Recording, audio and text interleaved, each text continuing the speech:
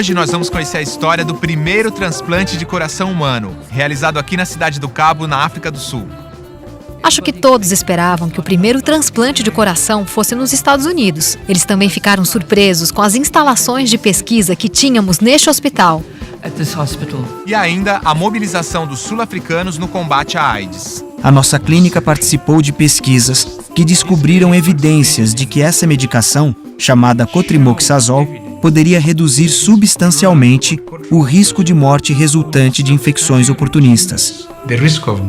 Cada vez mais, pensar em saúde, tratamento e cura exige dos governos investimento e pesquisa em ciência e tecnologia.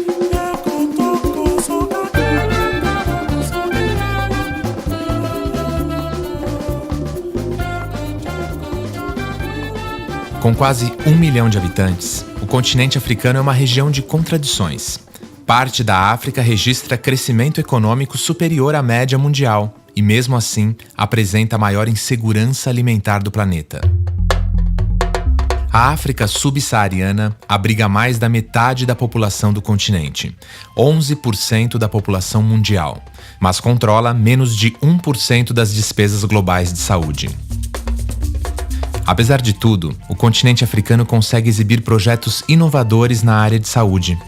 Aqui se fez o primeiro transplante do coração e também se desenvolvem pesquisas que alimentam as esperanças de cura de milhões de pessoas em todo o mundo.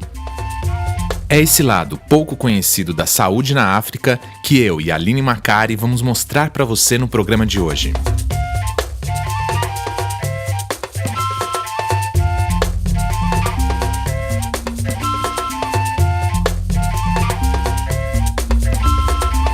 O episódio que marcou a história da medicina começou com um acidente trágico.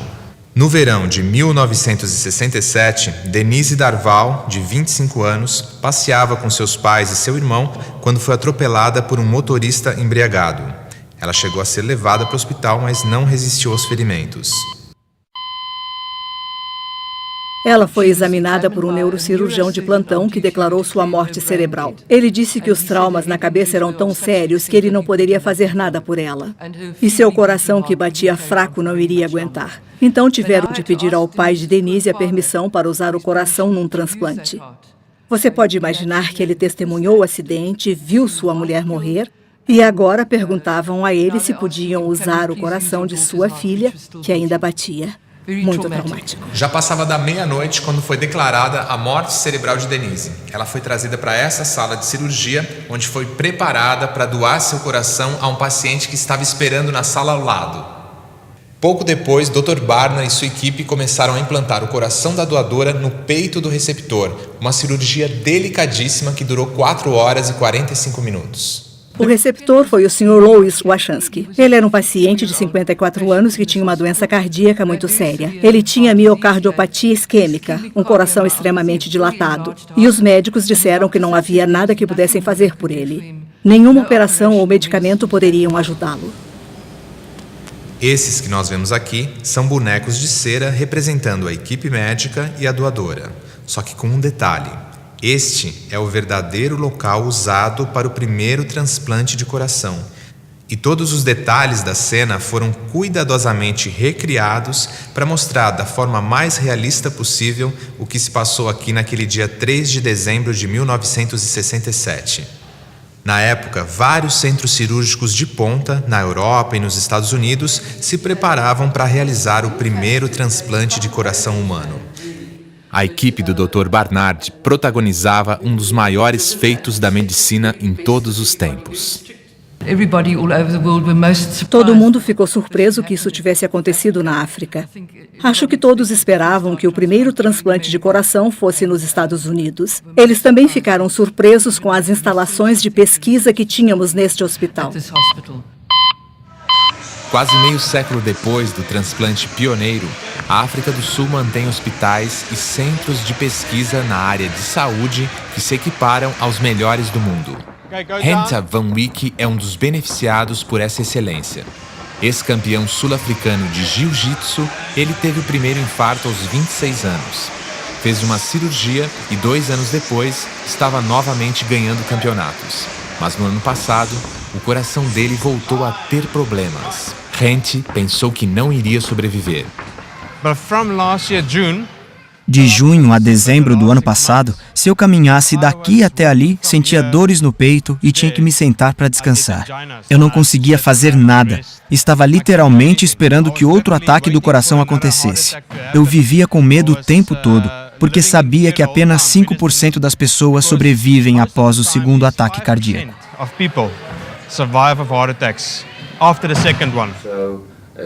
Este cardiologista nos explica que Henta foi salvo por uma cirurgia chamada triplo bypass. Nela são colocadas 3 pontes sobre artérias danificadas que voltam a fazer correr o sangue pelo coração. Infelizmente, após o ataque, ele perdeu um pouco da funcionalidade do músculo do coração. Mas ele pôde passar por um procedimento cirúrgico que resolveu parcialmente o problema. Mas o processo da doença ainda está em andamento. Ele ainda precisa mudar seu estilo de vida. Tem que manter os fatores de risco sob controle e tomar muitos medicamentos para se manter vivo.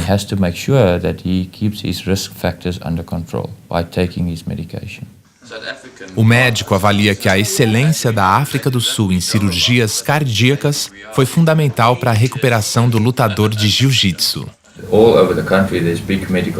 Existem escolas de medicina em toda a África do Sul. Temos grandes clínicas cardiológicas que formam profissionais especializados. Eu acho que o comprometimento dos profissionais e as facilidades disponíveis nos levam a resultados muito bons.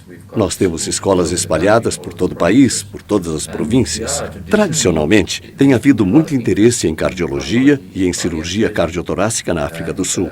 Acho que estamos em condições de competir com o resto do mundo. Mais do que as medalhas conquistadas no esporte, a felicidade de Henta é estar saudável ao lado da esposa e das 2 filhas. Elas acompanharam a luta que ele travou pela vida e sabem que valeu a pena. O coração dele está mais saudável do que nunca. Hoje sou muito grata por ele ter feito a cirurgia. Ele não tem mais dores e pode subir escadas sem ficar cansado. Ele sofria muito com isso. Tinha dores por qualquer motivo. Tinha medo de fazer qualquer coisa. Na África do Sul, a AIDS é uma das grandes causadoras de morte entre jovens e adultos. A doença traz problemas familiares, sociais e afeta até a economia. A maioria das mortes ocorre na idade mais produtiva, quando as vítimas têm entre 15 e 49 anos de idade. Cada vez mais, os sul-africanos estão se mobilizando para mudar essa realidade. A África do Sul tem 5.600.000 soropositivos, segundo a Organização Mundial da Saúde. A epidemia tira a vida de aproximadamente 310 mil africanos todos os anos. Reduzir o número de mortes e dar esperança aos portadores do vírus HIV são desafios de organizações como a TAC, Treatment Action Campaign. Referência no combate à doença, a ONG e seu fundador, o ativista Zak Ashmat, foram indicados ao Nobel da Paz de 2004. We are fasting for reasons that our mothers, our brothers, our sisters, our friends and our lovers are dying. A instituição surgiu em 1998 e de lá para cá, o TAC comprou grandes brigas com o governo e com indústrias farmacêuticas.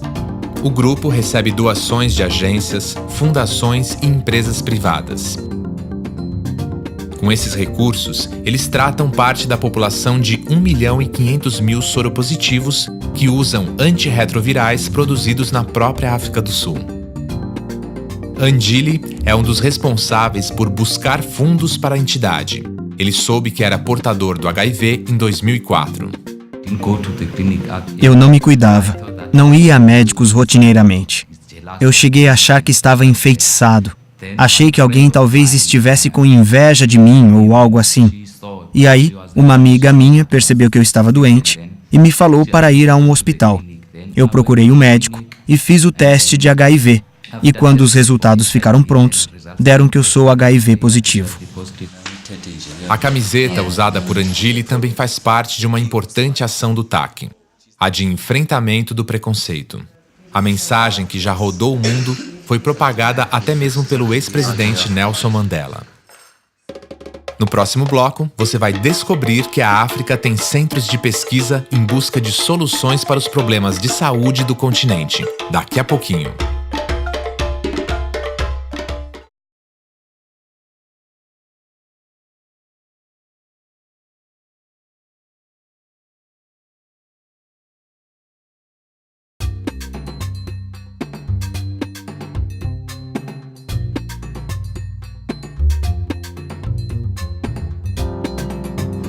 Aqui em Manhissa, a 100 km de Maputo, capital de Moçambique, um centro de pesquisas em saúde está desenvolvendo várias vacinas contra doenças que atingem o continente, entre elas a malária. O Centro de Investigação de Saúde de Manhissa é o primeiro instituto biomédico de Moçambique. Aqui, pesquisadores estudam a AIDS, doenças diarreicas, tuberculose, pneumonia, malária e outras doenças que afetam principalmente os países mais pobres. Esse centro é uma instituição de pesquisa que foi estabelecida em 1996 a partir de um programa de colaboração entre dois governos, o governo da Espanha e o governo de Moçambique. O centro hoje pertence a uma fundação nacional, a Fundação Manhissa, mas como deve imaginar, é difícil fazer uma investigação biomédica num país com poucos recursos sem levar a cabo outras atividades complementares. O centro também faz assistência médica e faz o treinamento do pessoal para a investigação. Em Moçambique, a malária é um problema de saúde pública e uma das principais razões de consultas e internações, tanto de crianças quanto de adultos. 60% das visitas aos médicos e 40% das internações são por causa da malária.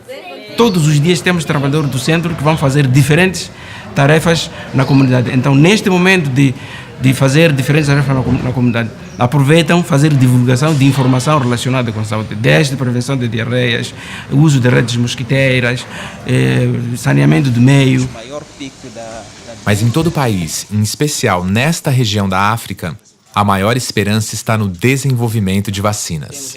A vacina contra a malária que nós estamos a ensaiar chama-se RTS-ASO2, que é propriedade da GlaxoSmithKline Biologicals, que é uma empresa farmacêutica belga.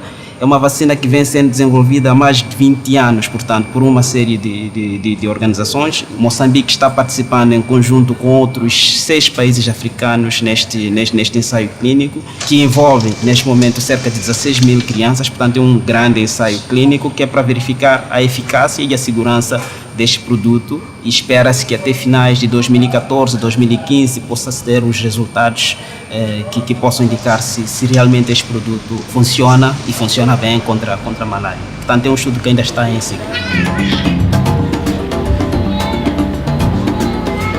A tuberculose é outra doença típica de países mais pobres. Moçambique está entre os 22 países mais afetados pela doença em todo o mundo. Uma vacina está sendo testada desde 2011 em Moçambique, África do Sul, Uganda e Botsuana. Primeiro temos que ter a certeza que a vacina funciona, mesmo testagem dos medicamentos, os medicamentos que foram testados mostraram uma eficácia, então estamos a usar esses medicamentos. Ninguém vai nos ajudar a desenvolver medicamentos para a tuberculose se os países que têm tuberculose não se envolverem. Ninguém vai ajudar a desenvolver medicamentos para a malária se os países que têm malária não se envolverem. Centros de pesquisa na área de saúde são comuns na África. Em sua maior parte, são sustentados por governos ou instituições internacionais. todos têm como meta desenvolver tecnologias que melhorem a vida da população africana. Uganda sustenta há muitos anos números alarmantes em se tratando de saúde pública. Mortalidade infantil, tuberculose, febre amarela, malária, HIV/AIDS são problemas comuns a muitos países africanos, alguns dos problemas mais conhecidos e divulgados mundo afora. Mas o que pouca gente sabe é que desde a década de 60, países como Uganda também investem em pesquisas para melhorar os indicadores de saúde. Cada vez mais, pensar em saúde, tratamento e cura exige dos governos investimento e pesquisa em ciência e tecnologia. E é exatamente isso que o Instituto de Pesquisas em Vírus de Uganda tem feito. O Instituto foi fundado na região de Entebbe, próximo a Kampala, em 1936, pela Fundação Rockefeller. Em 1977, ele ganhou o nome atual e passou a ser administrado pelo governo. O principal foco dos pesquisadores é o estudo de vários tipos de vírus, práticas de saúde pública e estratégias de controle e prevenção dessas doenças.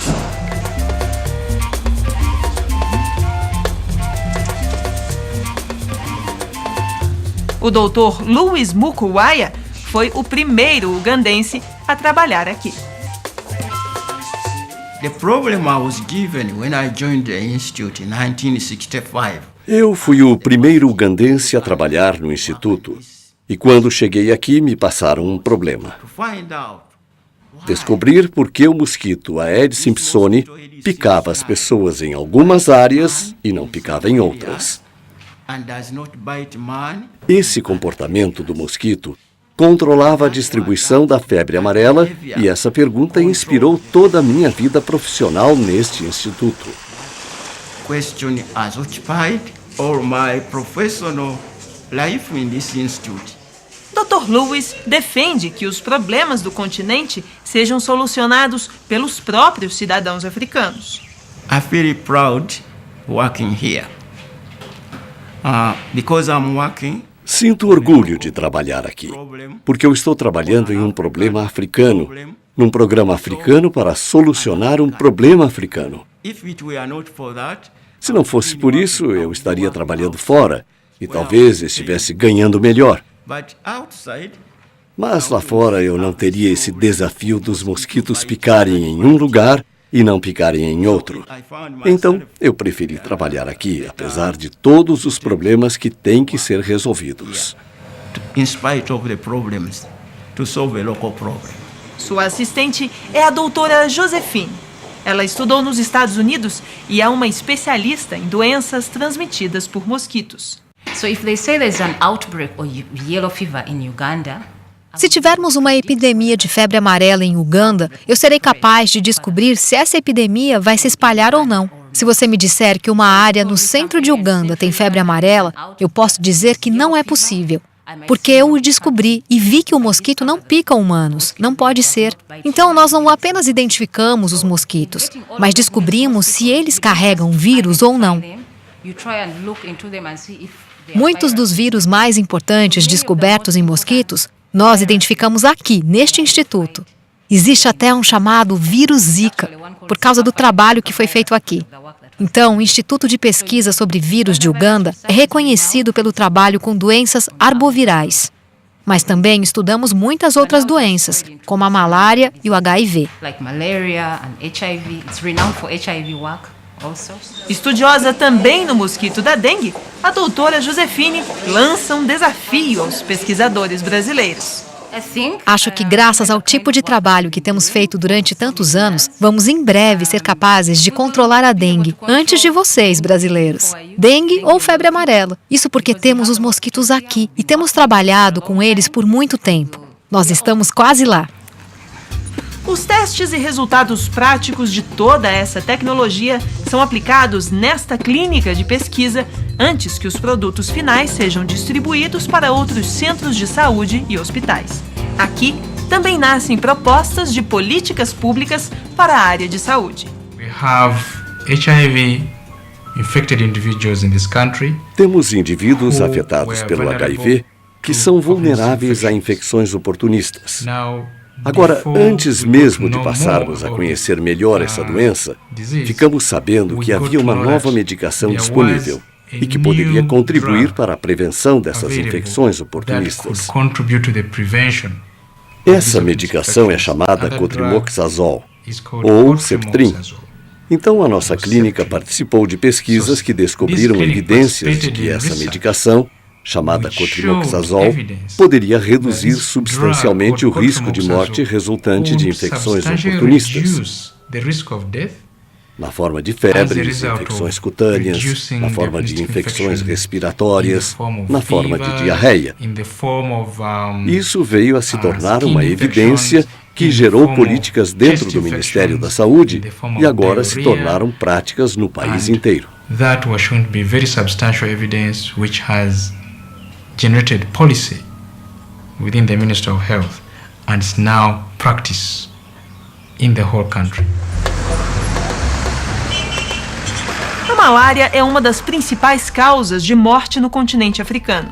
Segundo a Organização Mundial de Saúde, a doença matou 655 mil pessoas em 2010. 91% das mortes acontecem na África e a maioria das vítimas são crianças menores de 5 anos de idade. Karen Barnes é uma das mais reconhecidas pesquisadoras na área de saúde do continente africano. Para ela, a África ainda vai apresentar grandes avanços nas pesquisas médicas.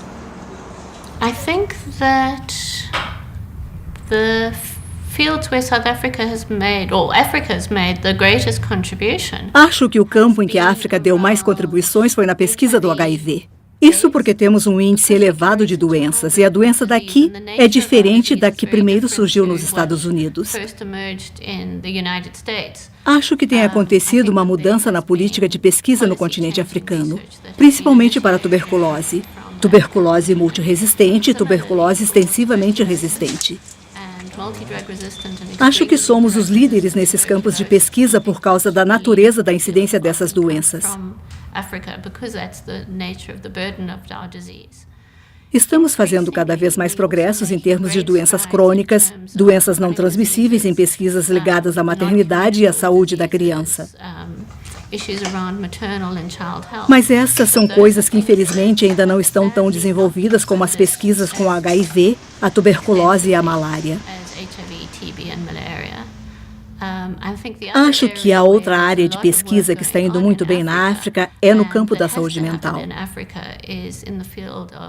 É uma área interessante onde várias coisas estão acontecendo no momento e temos muita chance de levar o que estamos descobrindo para outros países. Eu acredito que o maior problema da malária é que ela é uma doença que atinge só pessoas pobres. Em muitos aspectos, a doença faz com que pessoas que são pobres sofram mais e sejam mais suscetíveis a serem infectadas. Elas levam muito tempo para se tratar e não recebem o melhor tratamento. E porque os mais pobres não são um grande mercado, as empresas farmacêuticas geralmente não colocam muito esforço ou investem o dinheiro que seria necessário para o desenvolvimento de novos tratamentos contra a malária. A malária é muito parecida com o câncer. Se você não diagnostica logo, então a malária se torna uma doença severa e difícil de ser tratada. E quando chegamos a um estágio de difícil tratamento, o paciente pode ter sérias complicações como a malária cerebral ou a falência do fígado, ou até mesmo complicações pulmonares. O objetivo de 39 países do mundo no momento é tentar eliminar a malária. A eliminação vai acontecer quando a malária não for mais transmitida em um determinado país. Erradicação significa não existir mais nenhum caso de malária no mundo. E eu acredito que isso ainda está longe da nossa realidade, mas a eliminação nos países que se encontram mais distantes do foco de transmissão da malária, países como a África do Sul, a Suazilândia ou a Namíbia, seria um objetivo mais realista.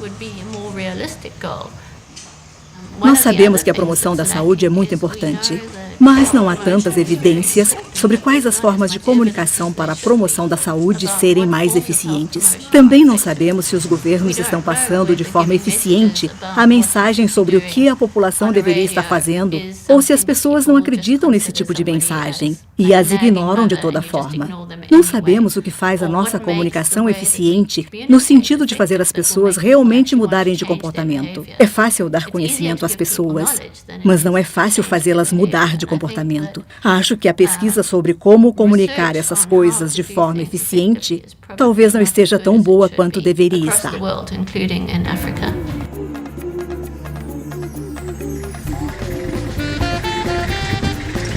Nossa equipe chegou a Kigali, capital de Ruanda, num dia muito especial. No último sábado de cada mês, acontece o Dia da Limpeza. Todos os moradores saem das ruas para participar de uma faxina geral. A limpeza acontece dentro e fora de casa. Para os participantes, além de tornar o país mais limpo, saudável e bonito, o Dia da Limpeza ajuda todos a refletirem sobre a situação do país.